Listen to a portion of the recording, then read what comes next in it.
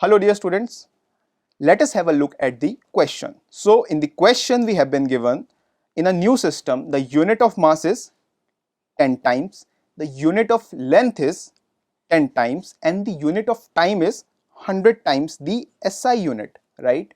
Now we need to find the value of 1 joule in the new system of unit, okay?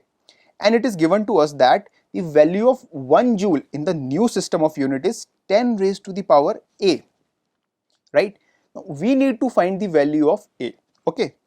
Now let us move to our discussion slide. So students, this question is based upon the concept of nu equal to constant, right? Where n is the numerical value and u is the corresponding unit, okay?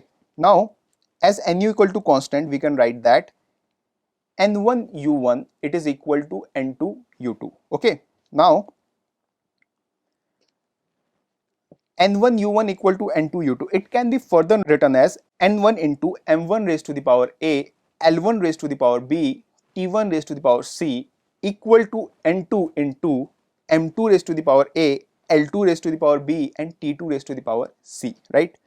Now please remember that we need to find the value of 1 joule in the new system of unit. So 1 joule is the unit of energy. So what is the dimensions for energy? It is m L square T minus 2, right?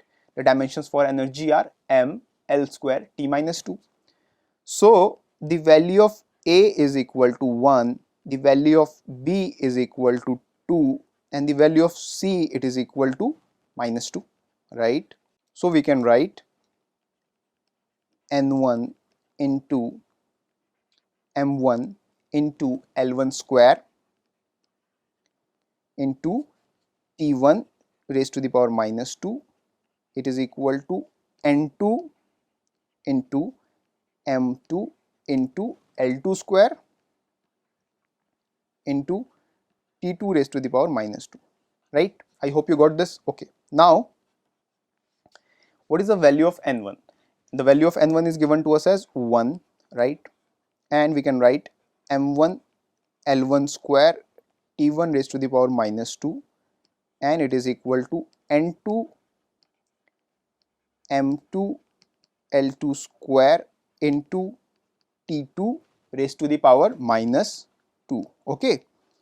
Now the value of N2 can be written as 1 into M1 L1 square T1 raised to the power minus 2 upon M2 L2 square T2 raised to the power minus 2, right? Now it is given to us as that in the new system of unit, the mass is 10 times. So it can be written as 10 m1, right? And in the new system of unit, the length is also 10 times, so it can be written as 10 L1 square, okay? And what about the time?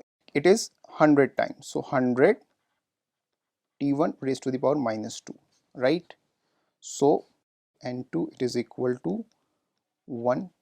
Now this m1 upon m1 would get cancelled out, L1 square upon L1 square would be cancelled out and T1 raised to the power minus 2 upon T1 raised to the power minus 2 would get cancelled out. So what we are left with? We are left with N2 it is equal to 1 upon, now this 10 raised to the power 2 and raised to the power minus 2, it would go up in the numerator and it would become 10 raised to the power 4, and what we are left with in the denominator, we are left with 10 into 10 square, so it is equal to 10, right? The value of N2 is 10, but in the question we have been given that the value of N2 it is equal to 10 raised to the power A.